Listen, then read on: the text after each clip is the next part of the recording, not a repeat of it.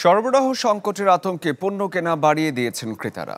দাম কিছুটা বাড়তি হলেও কার্পণ্য করছেন না চাল সহ নিত্য পণ্য কেনাকাটায়। বিক্রেতারা বলছেন তুলনামূলকভাবে বেড়েছে ক্রেতাদের ভিড়।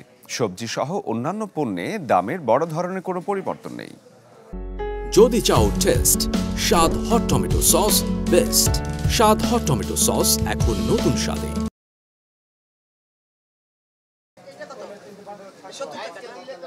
গৃহিণী আফরোজা হুমায়ুন তড়িঘড়ি করেই এসেছেন বাজারে।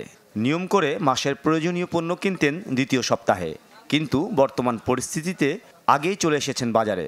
বাড়তি দাম হলেও নিচ্ছেন প্রয়োজনের অতিরিক্ত পণ্য। আতঙ্কে কিভাবে আসলাম, আমাদের বিকালবেলা যদি আরও কিছু একটা মানে ইয়েভাবে বেশি অসহযোগ আন্দোলন চলে তো আমরা কিভাবে বের হব। রাজধানীর শান্তিনগর বাজারে 40 বছরের বেশি সময় ধরে ব্যবসা করেন আব্দুল মাবুদ। বাড়তি ক্রেতার উপস্থিতি আগে দেখলেও আজকের পরিস্থিতি ভিন্ন। চালের দাম কেজিতে মানভেদে 2 থেকে 5 টাকা বাড়লেও ক্রেতাদের কেনার চাপ কমছেই না। মানুষের মধ্যে কেমন একটা আতঙ্ক বিরাজ করতেছে। অনেকে বেশি বেশি করে আজকে সদাই ভাতে কিনতেছে। চাউল যে 25 কেজি নেয় সে 50 কেজি লয়ে যায়, 100 কেজি লয়ে যায়, এরকম অনেকে বেশি নেওয়ার প্রবণতা দেখা যাচ্ছে।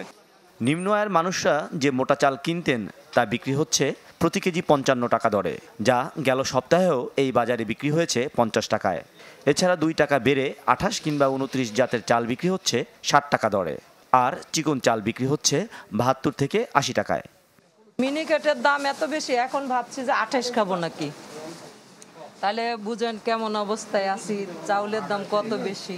আজকে আতঙ্ক আছে এবং সব মানুষের ভিতরে মনে হয় যেন একটা হাহাকার, সবাই পাগলের মতো সব কিনতেছে। টমেটো 140 টাকা কেজি, পটল হচ্ছে 50 টাকা, ভেন্ডি 50 টাকা, লতি 60 টাকা, লাউ 60 টাকা, পেঁপে 40 টাকা। এছাড়া বাজারে সবজি ও মাছের দাম আগের মতোই রয়েছে বলে জানান ক্রেতা বিক্রেতারা। মাসুম মিয়া, চ্যানেল 24, ঢাকা।